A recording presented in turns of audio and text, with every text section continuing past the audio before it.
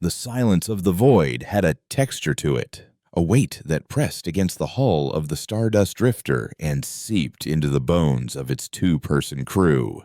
For Kalen Var, a Cygnian whose race prided itself on logic and emotional detachment, it was a familiar, almost comforting emptiness.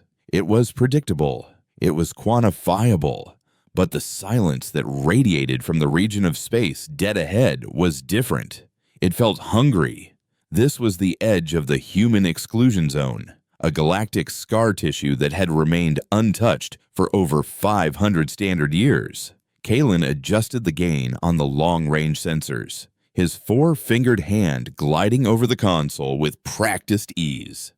The screen remained stubbornly black, devoid of the usual cosmic chatter. No stray comm signals, no ship transponders, not even the faint energy signatures of dormant technology. It was as if the universe simply ended at that invisible line. Anything, a voice crackled through the intercom, sharp with an undercurrent of restless energy. Jin. Of course. Kalen leaned back in his pilot's chair, the worn synth leather groaning in protest. If I had anything, you'd be seeing it on your own console. Jin, the void is still void. Try to contain your excitement.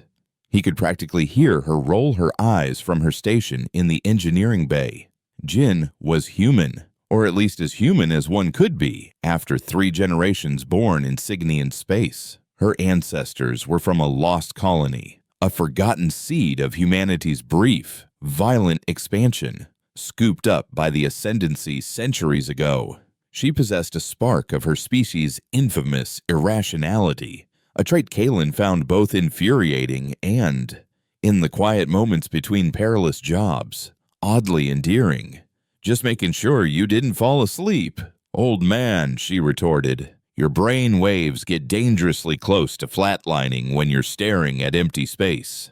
The job was supposed to be simple. Another in a long line of desperate contracts Kalen had taken to keep the debt collectors from grounding the drifter permanently. The offer had come through an encrypted, anonymous channel retrieve a data core from a derelict vessel, the TCS Odyssey, which had reportedly just drifted out of the HEZ. The payout was astronomical, enough to clear their ledgers and fund a year of comfortable, risk-free living.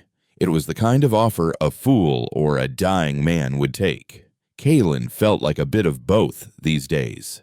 The HEZ was galactic legend, a ghost story told to frighten freshly commissioned pilots. The prevailing theory, taught in the hallowed halls of Cygnian academies, was that humanity had simply imploded. They had expanded like a supernova, all fire and reckless ambition, and then collapsed under the weight of their own volatile nature, quarantining their entire home sector to contain a self-inflicted plague, a nanite swarm gone rogue, or some other monument to their hubris. The fact that a ship had finally emerged from that celestial tomb was an anomaly of historic proportions. Bringing us into visual range, Kalen announced, his voice a low monotone. The drifter glided forward, its inertial dampeners humming, and then they saw it. The Odyssey was a ghost ship in the truest sense, a relic of a bygone era. Its design was archaic, brutalist, and purely functional, a far cry from the elegant, curved lines of Cygnian vessels. It was a spearhead, built for one purpose, to pierce the unknown. What struck Kalen immediately was its condition. The hull was pristine. No micrometeoroid pitting, no radiation scoring, no sign of the slow decay that was the fate of all things in the void. It looked as if it had been sealed in a vacuum-tight bottle the day it was commissioned and had only just been uncorked. Power is dead. Life support is non-existent. No residual heat signature. Jin's voice came over the comm, her usual sarcasm replaced by a note of professional curiosity. It's been cold for a long, long time. Kalen ran a final diagnostic. No structural integrity failures. It's safe to board. I'm matching our rotation and extending the umbilical." As the docking clamps locked onto the Odyssey's airlock with a heavy thud, an irrational chill traced its way down Kalen's spine. His logical mind dismissed it as a psychosomatic response to the vessel's reputation. But the feeling lingered. He and Jin met at the airlock, their forms bulky in their EVA suits. Jin was already running a spectral analysis on the outer hull. "This is weird. K, the metal composition, it's standard titanium alloy, but it hasn't degraded at all. It's like time hasn't touched it." Kalen grunted, cycling the airlock. An unknown preservation field. Perhaps. The early humans were crude, but not without their cleverness. The inner door hissed open, revealing a corridor bathed in the cold, sterile light of their helmet lamps. The air was frigid and thin, but the ship's internal atmosphere scrubbers had done their job before failing, leaving behind a sterile, dead environment. The first thing they noticed was the silence, a profound and absolute stillness that was even deeper than the void outside. The second was the sheer normalcy of the scene. A datapad lay on the floor next to a discarded toolkit. Further down the hall, a side door to the mess hall was ajar, revealing tables with plates of synthetic rations left half-eaten. There were no bodies, no skeletons, no signs of violence, no scorch marks from a firefight. It was as if the crew had simply stood up in the middle of their daily routines and evaporated. "It's a ghost ship," Jin whispered, her voice tight inside her helmet. "The stories. They call the HEZ the silent coffin." Kalen swept his light across the corridor. "Let's find the data core. The sooner we're out of here, the better." They moved through the ship like wraiths in a mausoleum, their heavy mag boots the only sound in the suffocating quiet. Every room told the same story. In the crew quarters, bunks were left unmade, personal terminals displaying half-written messages to loved ones back home. In the medical bay, a diagnostic scanner was still powered on, its screen displaying the vital signs of a perfectly healthy human male, frozen at the exact moment the ship's power must have cut out. The name on the file read, Ensign T. Hatcher. There was no sign of the ensign himself. While Jin made her way to the bridge to tackle the data core, Kalen found himself drawn to the ship's science lab. Charts of unknown star systems were pinned to the walls, filled with frantic, handwritten notes. He found the chief science officer's personal log, a physical, paper-bound book, an anachronism that felt strangely personal. Kalen flipped through the pages, his helmet light illuminating the increasingly erratic scrawl. The early entries were clinical, detailing the discovery of gravitational anomalies on the fringes of known space. But the tone shifted dramatically. The officer, a doctor, Eris Thorne, wrote of something he called symmetrical echoes, patterns in the cosmic background radiation that weren't random. He described them as a song beneath the static, a melody that was beginning to affect the crew's sleep patterns, causing vivid, shared nightmares. He wrote that the ship's navigation wasn't malfunctioning, it was being influenced. They weren't lost. They were being pulled, drawn toward something in the deep dark. "It is not a place," one of the last entries read, the pen having pressed so hard it tore the page. "It is a presence. It does not speak, but it shows you things. It shows you the awful, perfect symmetry of nothingness. The crew is afraid. I am not. I am enlightened." A shudder ran through Kalen. This was not the log of a scientist. It was the diary of a man losing his mind. He was about to close the book when his comm crackled to life. "Kay, you need to see this." Jin's voice was strained. He found her on the bridge, the vast viewport showing nothing but the star-dusted hull of their own ship. The Drifter. Jin had managed to reroute their ship's power through the umbilical, bringing a few of the Odyssey's bridge consoles back to life. She had bypassed the security on the main computer and isolated the data core, But something else had caught her attention. "I found the captain's final log," she said, her back to him. "It's audio only. The video recorder was offline." She tapped a command, swayed in a voice, laced with static and sheer terror, filled the dead air of the bridge. "This is Captain Eva Rostova of the Odyssey. Log entry, I don't know. Time doesn't mean anything anymore. We followed the signal. We thought it was a discovery, a first contact. We were wrong."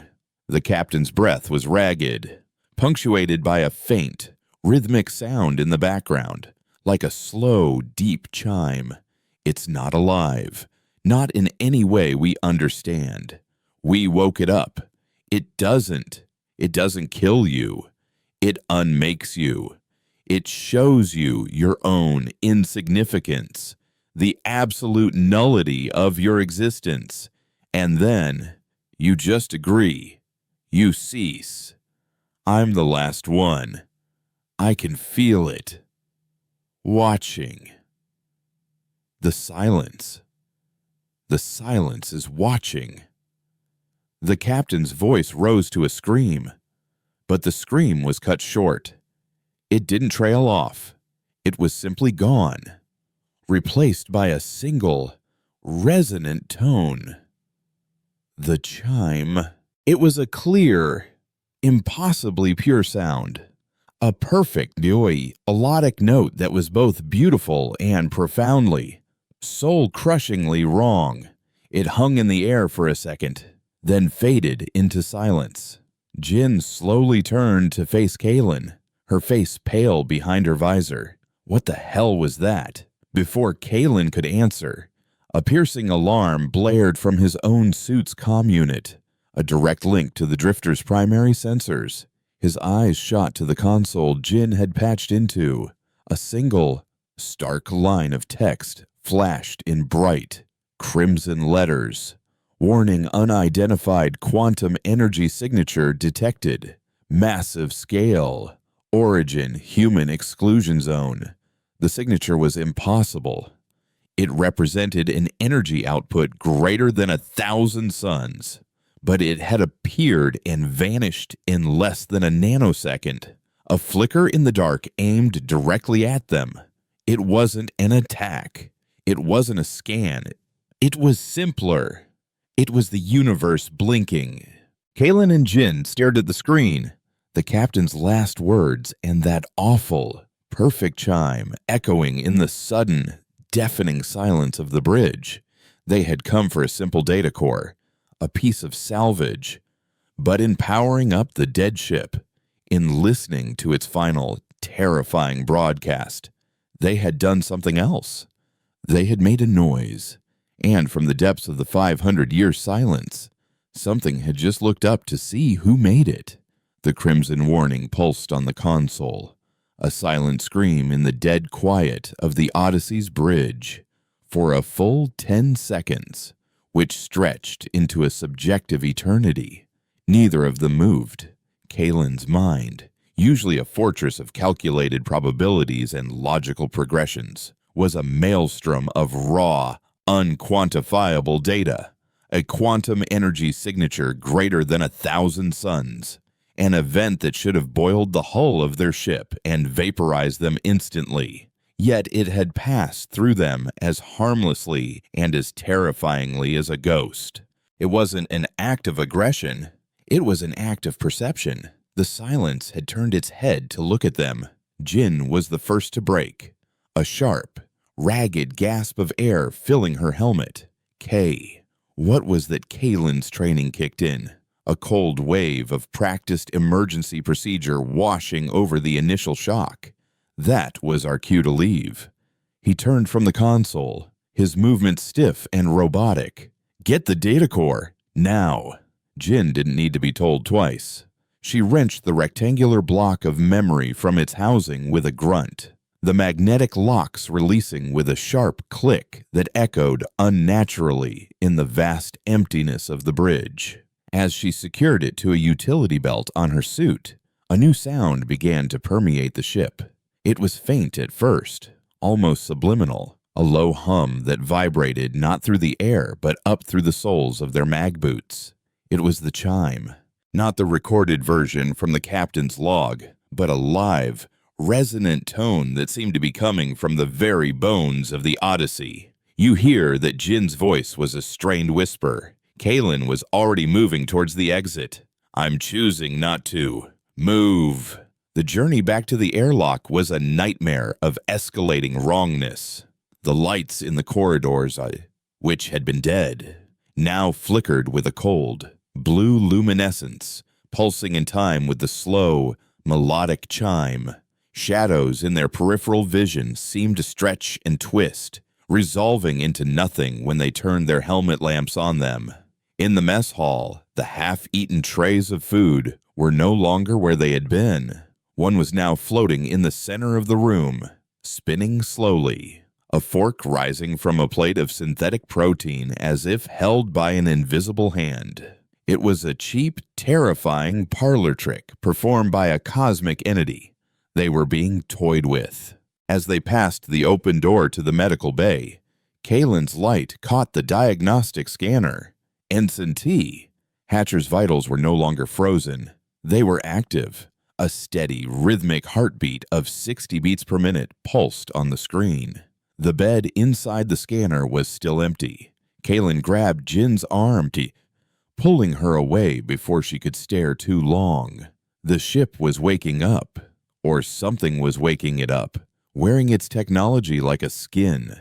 By the time they reached the airlock, the chime was a constant, pervasive presence, a clear, beautiful note that promised madness. It was a sound that seemed to rewrite the laws of physics, to smooth out the chaotic wrinkles of existence into a perfect, awful flatness. Kalen's logical mind fought against it, trying to classify it, to understand its frequency and source. But it was like trying to bottle a concept. It defied analysis. As Kalen initiated the outer door cycle, the ship's internal comm system, dead for centuries, crackled to life.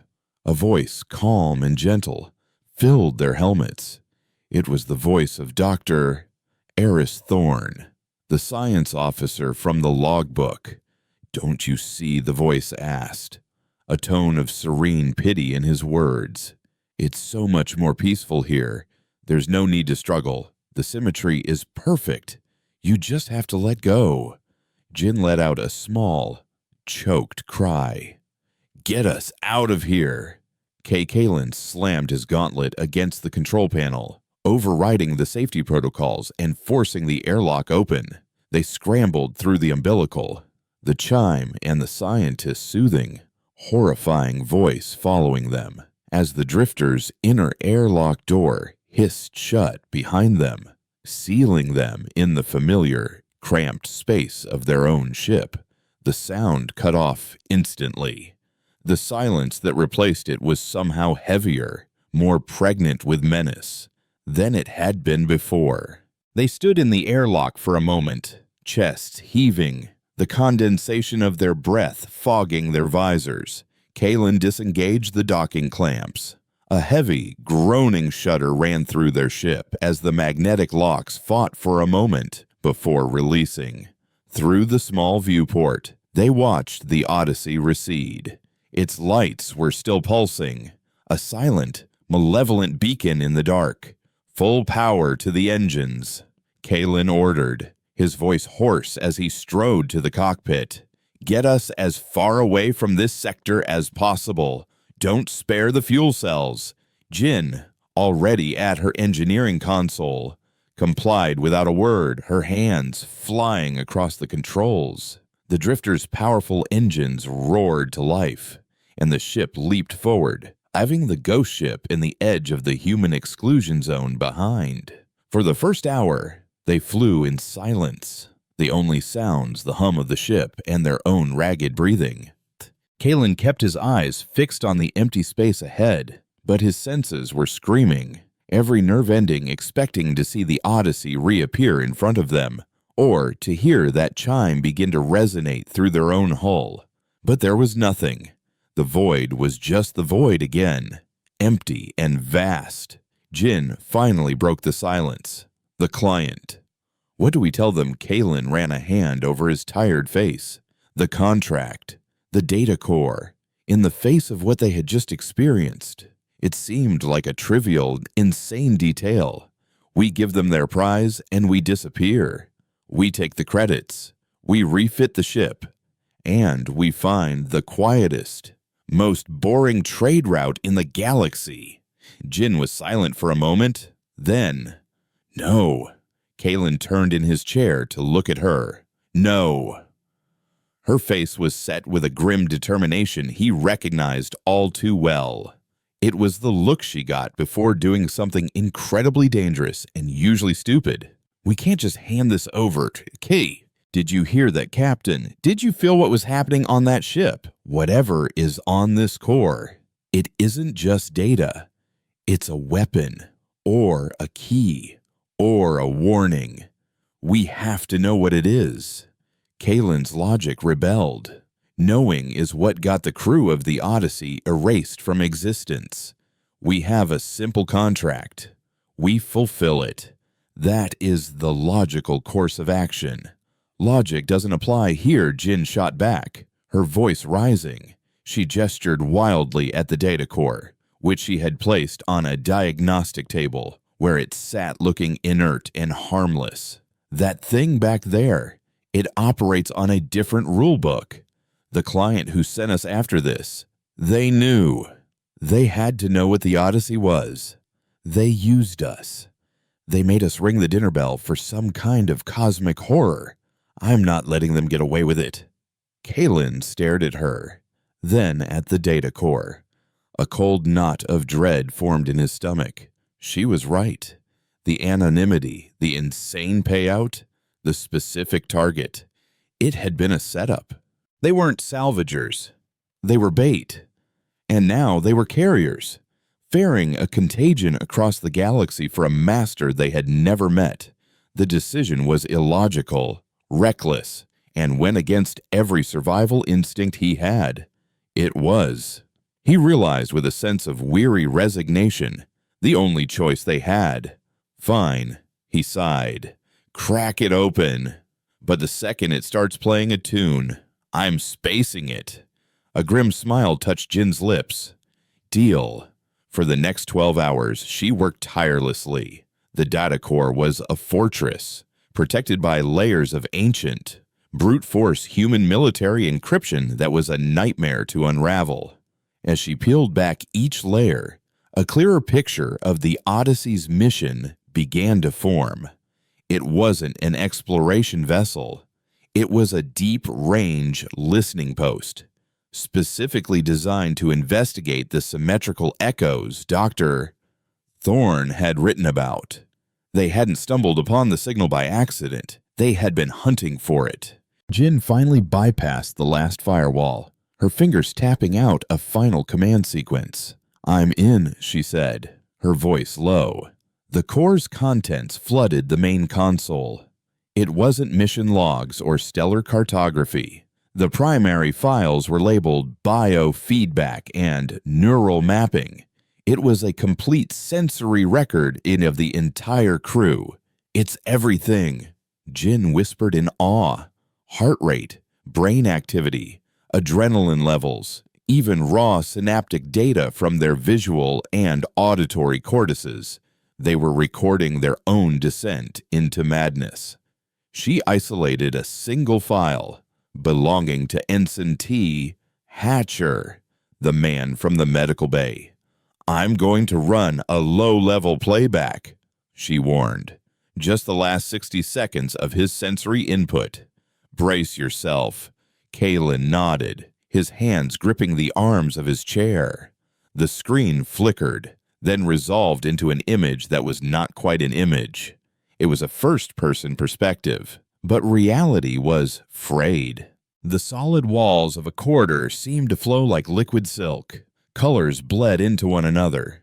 The perspective began to tilt and spin, not as if the ensign were falling, but as if the very concepts of up and down were dissolving. And then came the sound. The chime. It wasn't just a noise, it was a feeling, a pressure, a sudden, absolute understanding of a truth so vast and empty that the human mind simply could not contain it.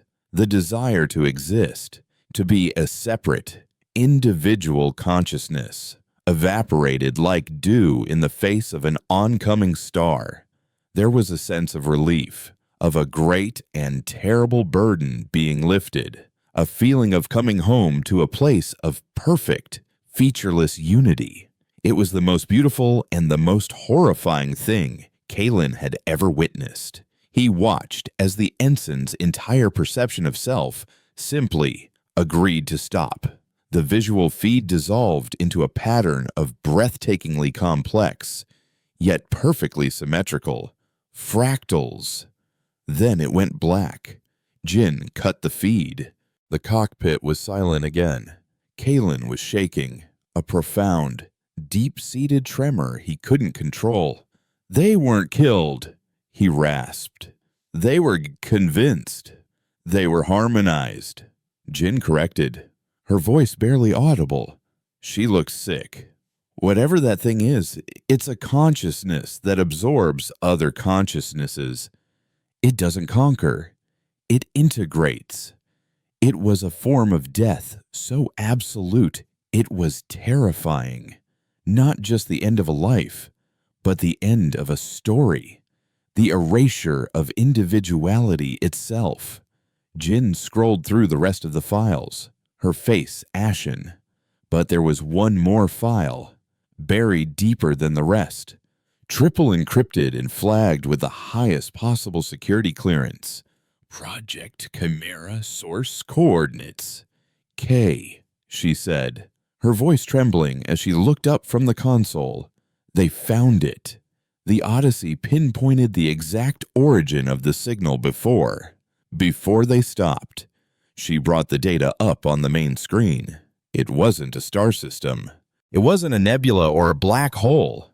It was a single and precise point in the dead, empty heart of the human exclusion zone, a location devoid of all matter and energy. It was a set of coordinates for nothing. The file header gave it a name, a designation bestowed by the terrified, enlightened scientists of the Odyssey. They called it the locus, the center, the place where the silence lived. Kalen stared at the coordinates, and the oppressive feeling of being watched returned tenfold. They had escaped the haunted house, but now, clutched in their hands, they held a map leading directly to the monster's bedroom. The coordinates for the locus glowed on the main screen, a single point of impossible data in a sea of black. It was less a map and more a gravestone marking the final resting place of reality. Kalen stared at it. The frantic, symmetrical patterns from Ensign Hatcher's final moments still seared onto the inside of his eyelids. The chime, he realized with a fresh wave of horror, was the sound of a mind being perfectly, flawlessly dismantled. He felt as though they were huddled around a campfire, having just read the final page of a forbidden book, only to look up and see the author standing in the trees, watching them. We have to destroy it, Kalen said, his voice flat and devoid of its usual detached calm. The core, the coordinates, all of it. We wipe our logs and we run until we run out of galaxy. Jin, however, was staring at the screen with a feverish intensity. Destroy it, K. This is the most important discovery in history. This is why the humans quarantined themselves. They weren't containing a plague. They were containing this. They built a wall around a God-sized hole in the universe and told everyone to stay out. They built that wall for a reason. Jin Kalen countered, his voice rising. A reason that turned the crew of the Odyssey into a sensory memory file. We were paid to retrieve this data, which means someone else wants these coordinates. Someone who knows what they lead to. Handing it over or even just possessing it makes us accomplices to whatever apocalypse they're planning. His words were cut short by a soft, polite ping From the communications console, it was a text-only message appearing on their screen without any preceding hail or handshake protocol. It had bypassed their comms security as if it didn't exist. The message was from an untraceable, heavily cloaked source, but they both knew who it was from. The client. We have registered the successful acquisition of the asset. It read. The text a clean, sterile font. We have also registered your significant deviation from the agreed-upon flight plan. We assume this is a minor navigational error. Please transmit the data package and resume course for the designated drop point at Cygnus X1. Further delays would be illogical. The final word sent a jolt of ice through Kaylin's veins. Illogical. It was a distinctively Cygnian turn of phrase, one freighted with judgment and finality. Jin cursed under her breath, her fingers flying across her console. They're tracking us. Actively. The signal that brought this message in. It's a quantum entanglement comm. Impossible to trace. Impossible to block. Standard military tech for the Cygnian Ascendancy's high command. Who the hell are these people? Kaylin's mind raced. They were out in the open. A single, aging freighter against a force with top-tier military hardware. They needed to disappear. Cut the main drive. Vent plasma from the port manifold to alter our trajectory without a visible burn. And start dumping sensor ghosts. Every trick we have. He brought a star chart up on his screen, his eyes scanning for the densest, most chaotic region within range. He found it the Charon Nebula, a graveyard of protostars and asteroid fields, a nightmare for navigators and a haven for those who didn't want to be found. Set a course for Relay Station Epsilon. Jin looked up, her eyes wide. Epsilon K. That place has been decommissioned for 50 years.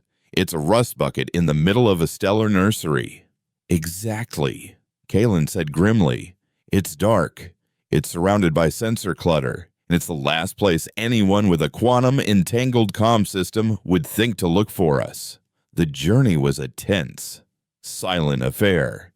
Kaylin piloted them through the swirling, incandescent clouds of the nebula with a focus that bordered on a trance.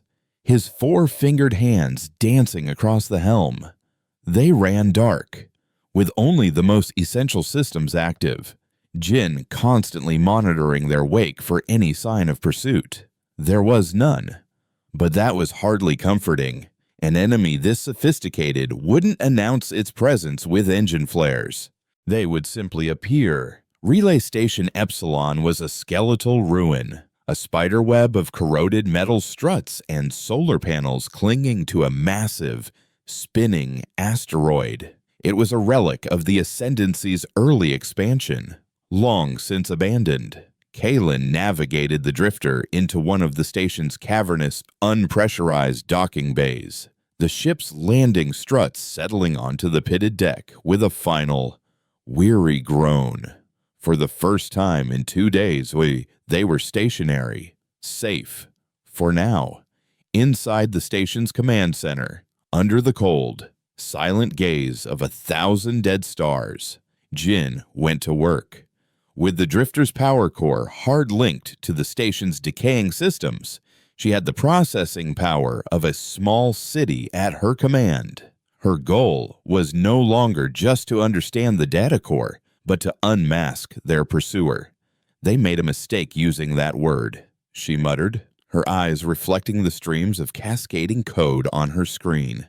An emotional slip. They tried to sound detached, but they gave themselves away. She began a deep dive analysis, not of the client's message itself, but of the quantum foam it had traveled through, looking for the faintest residual signature, the ghost of the transmitter that had sent it. It was the digital equivalent of tracking a whisper through a hurricane. While she worked, Kaylin returned to the Odyssey's data core. He couldn't bring himself to watch another neural playback, but he scoured the technical logs, the ship's sensor readings from its final moments. He saw the gravitational distortions, the temporal anomalies, the way the very fabric of space-time had become thin and pliable in the presence of the locus. This wasn't just a consciousness, it was a fundamental force of nature, a state of being that reality itself was trying to bend around.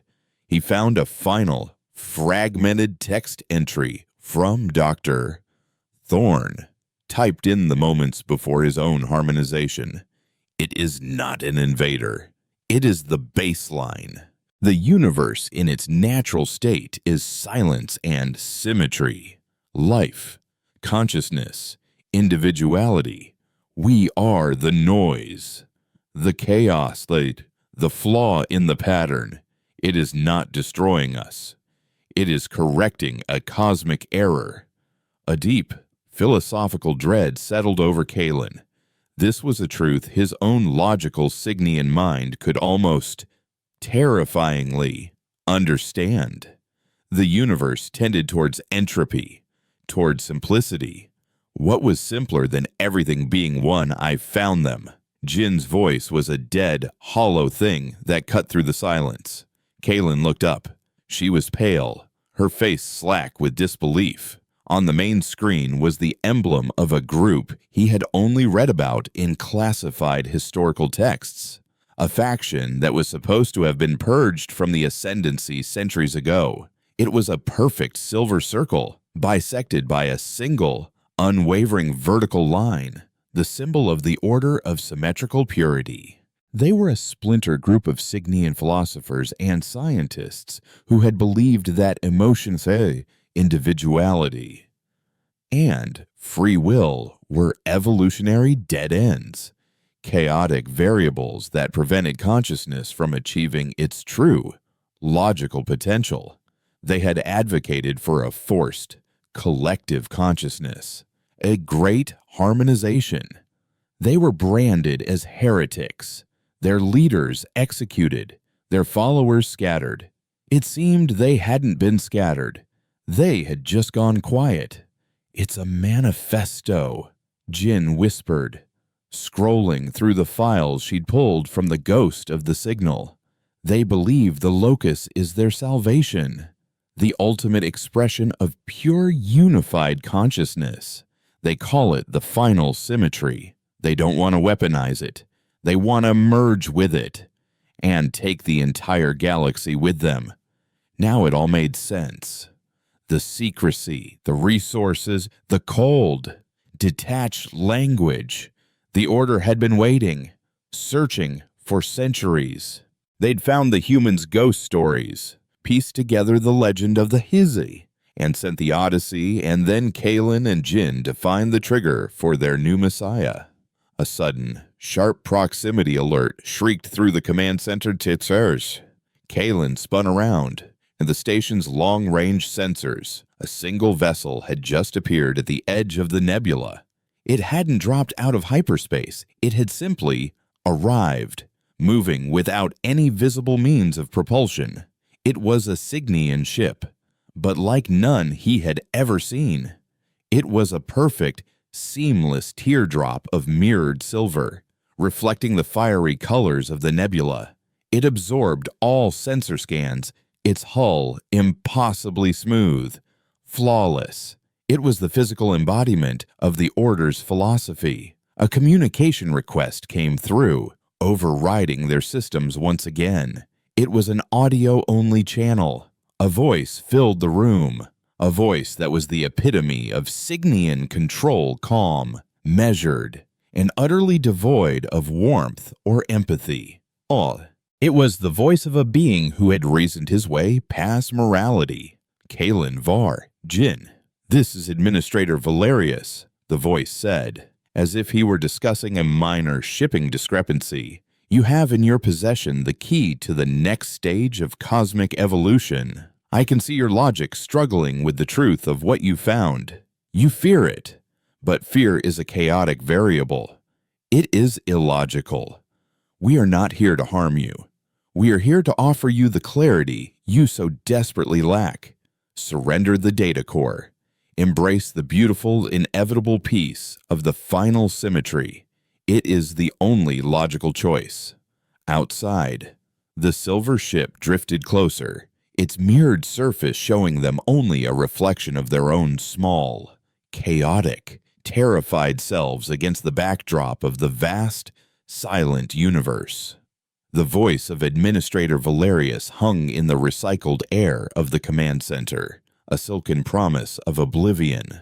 It was the calmest, most reasoned death threat Kalen had ever heard. Outside, the mirrored teardrop of the Order's ship, the symmetry, drifted with an unnatural grace. Its flawless hull a mockery of their own dented, aging freighter. It wasn't a warship, it was a statement of philosophical and technological superiority. Peace Jin spat the word, her voice dripping with contempt. She stabbed a finger at the comm panel. The peace of being mentally disassembled and absorbed by a cosmic void. Thank you. We'll stick with our chaotic, illogical, and decidedly separate consciousnesses. Valerius's voice returned, carrying a faint, almost imperceptible note of disappointment, like a teacher chiding a slow student. Individuality is a cage. Jin, a prison of flawed perceptions and irrational fears. We are offering you liberation, but if you insist on clinging to your chaos, we will be forced to correct your error. As he spoke, a thin Seedle-like drone detached from the underside of the symmetry.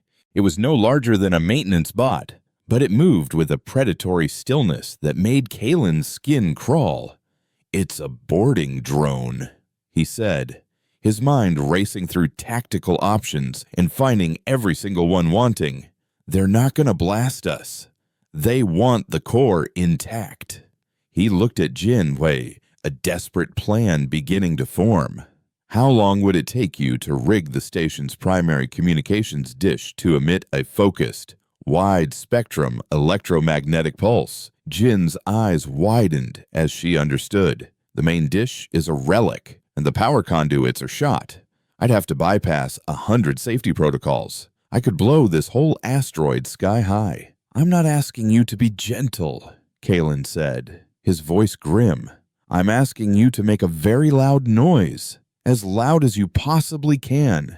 The nebula is full of stellar radiation, but a pulse of that magnitude, at this frequency, it might be enough to disrupt their unshielded drone, maybe even their ship's navigation for a few seconds." "And what will you be doing while I'm hot-wiring a doomsday machine?" she asked, already pulling up the station's archaic schematics.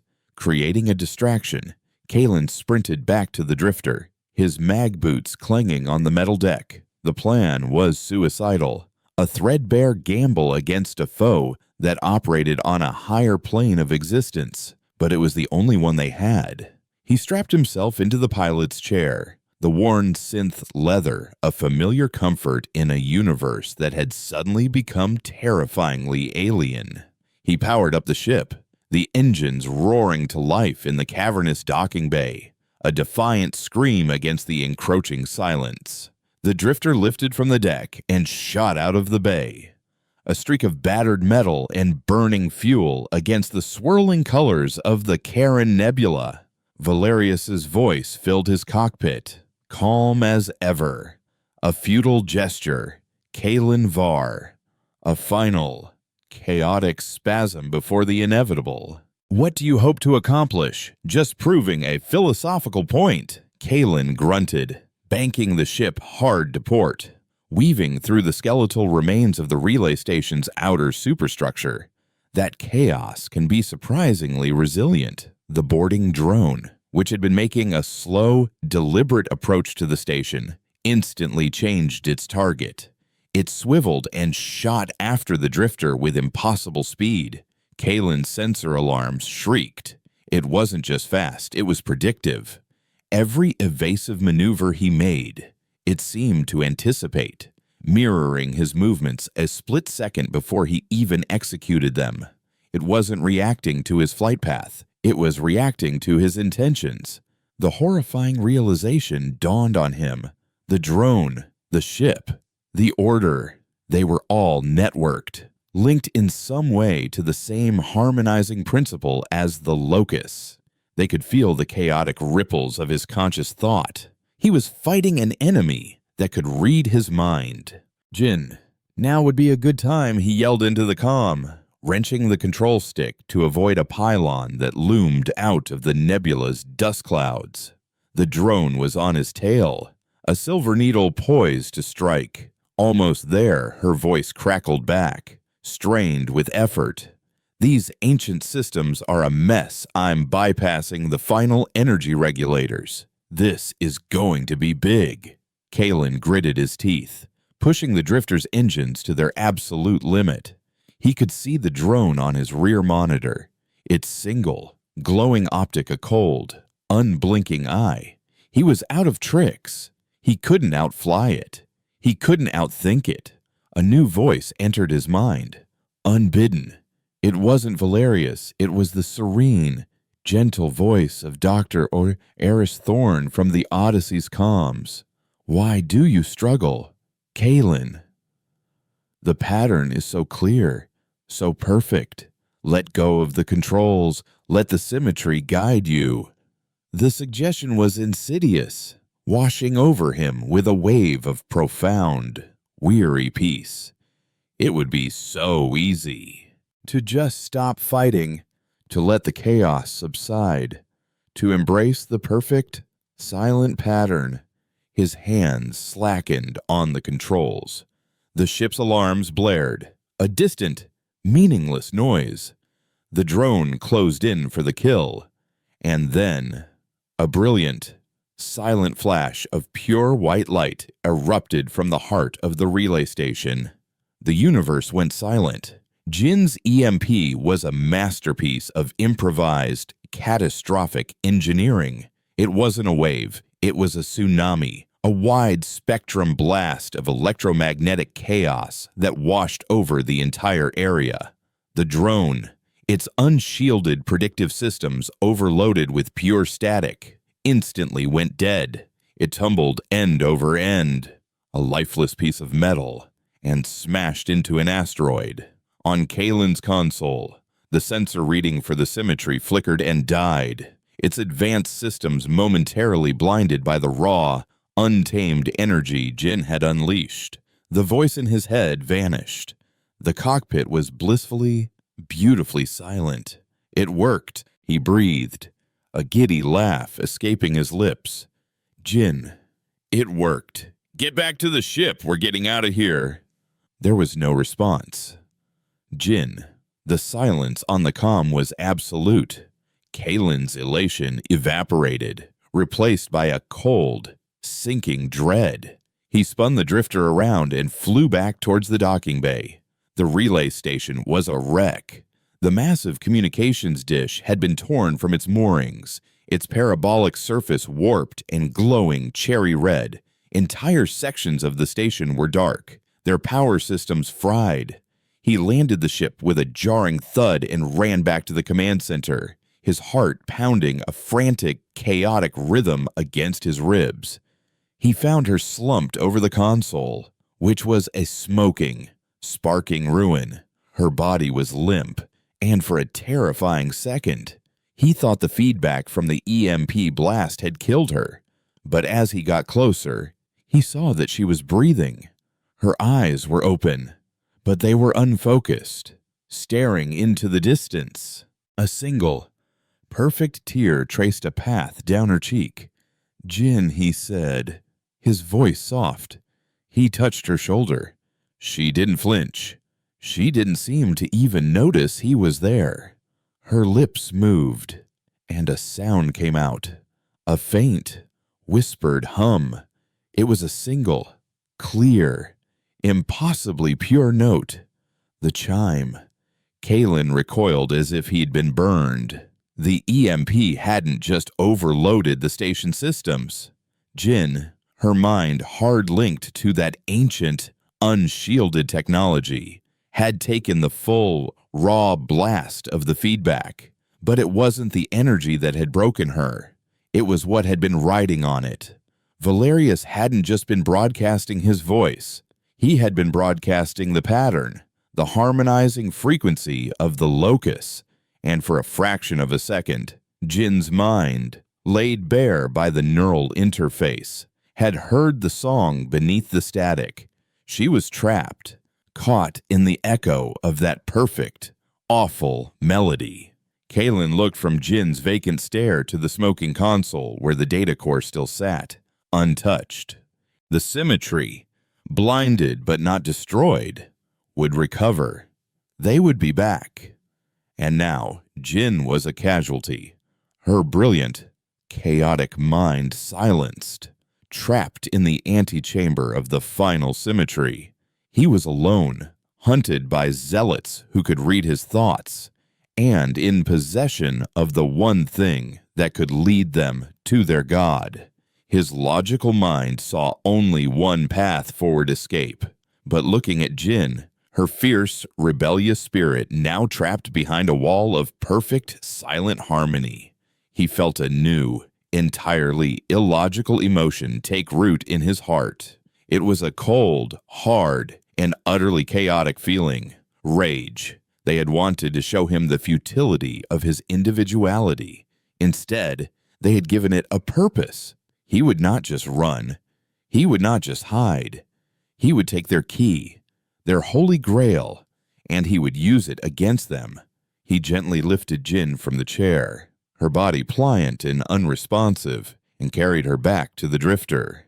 He laid her in her bunk, her eyes still fixed on a reality he couldn't see. Then he went to the cockpit, the data core clutched in his hand. He brought the coordinates for the locus up on his main screen. He wasn't going to run from it. He was going to it. He was going to take the fight to the heart of the silence. It was the most illogical, irrational, and hopelessly chaotic plan he had ever conceived. It was, he thought with a grim sense of finality, exactly what Jin would have done. The flight to the heart of the human exclusion zone was a journey through a graveyard of stars. Kaylin piloted the drifter through vast, silent expanses where celestial bodies seemed to hold their breath. The usual cosmic radiation, the solar winds, the faint chatter of distant pulsars, all of it was gone, absorbed by an oppressive, absolute stillness. It was the sound of a universe holding a finger to its lips. Beside him, in the co-pilot's chair he had moved her to, Jin was a statue of flesh and bone. Her eyes, wide and unblinking, reflected the starless void outside. But Kaylin knew she wasn't seeing it. She was seeing the perfect, awful symmetry of the locus. The only sound she made was the soft, continuous hum, the single, pure note of the chime that had stolen her mind. It was a constant, maddening reminder of what he was flying toward. His rage had cooled from a burning fire to a core of cold, hard diamond. His actions were no longer driven by passion, but by a clear, unassailable, and entirely illogical premise. If the universe's baseline was a perfect wave silent symmetry, then he would become the ultimate act of cosmic vandalism. He had jury-rigged the Odyssey's data core to the drifter's main broadcast array, linking it directly to the ship's primary power conduit. It was a reckless configuration that would either transmit the core's contents at an unimaginable intensity or turn his ship into a small, short-lived star. He found he was comfortable with either outcome. He arrived. The locus was not a place of darkness. It was a place of absence. Dead ahead, where the coordinates said it should be, was a perfect sphere of nothing. It wasn't black like the void. Black was a color, a presence.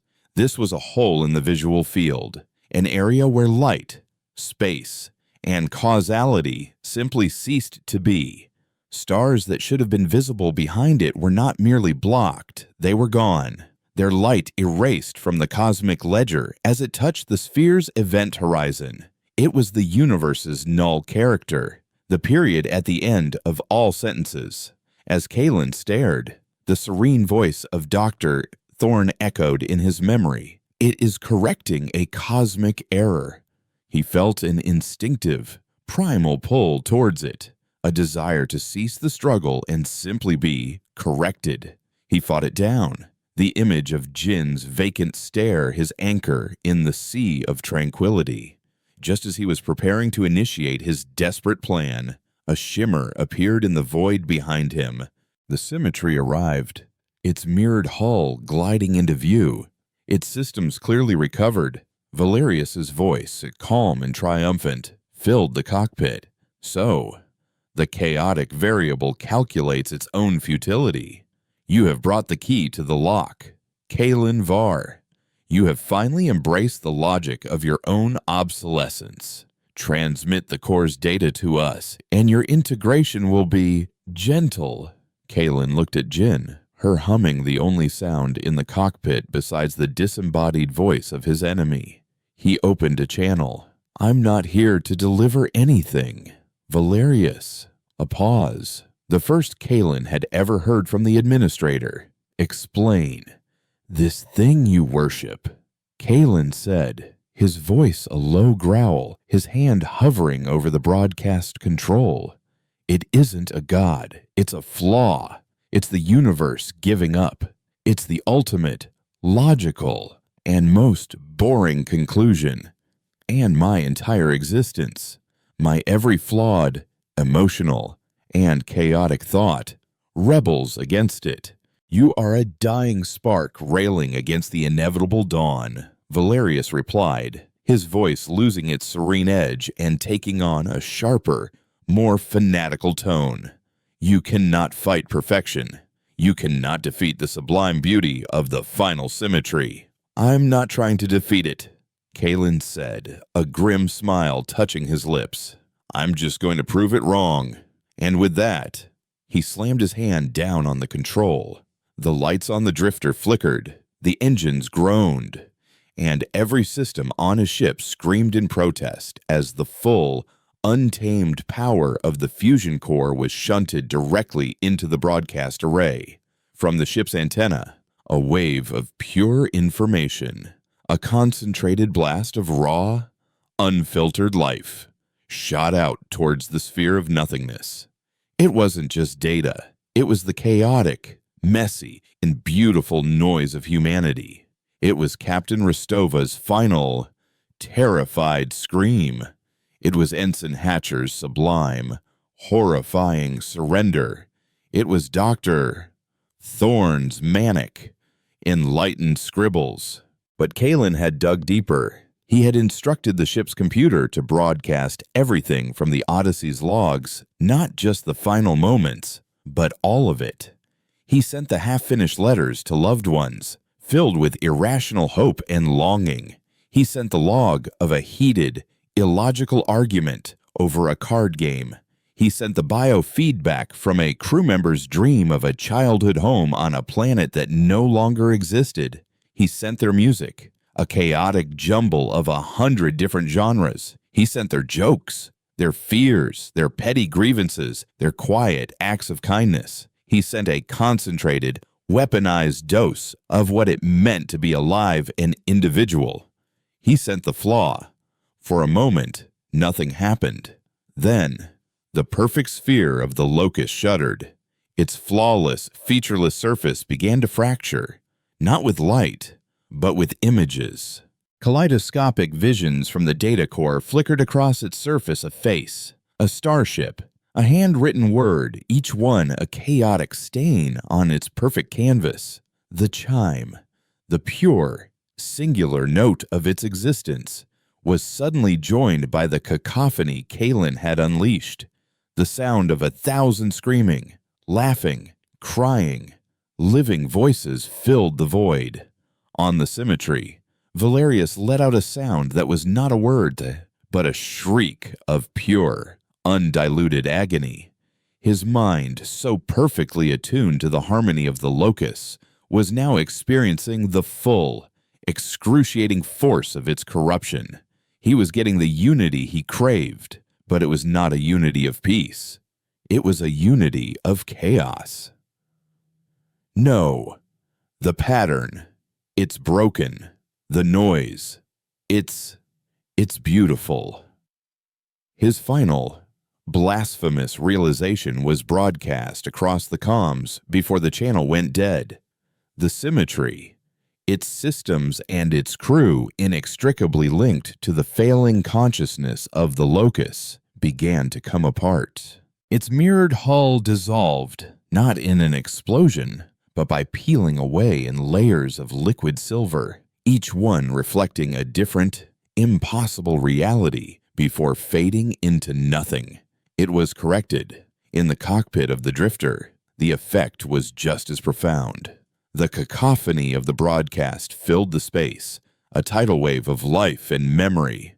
And in the center of it all, Jin gasped, a deep, shuddering breath.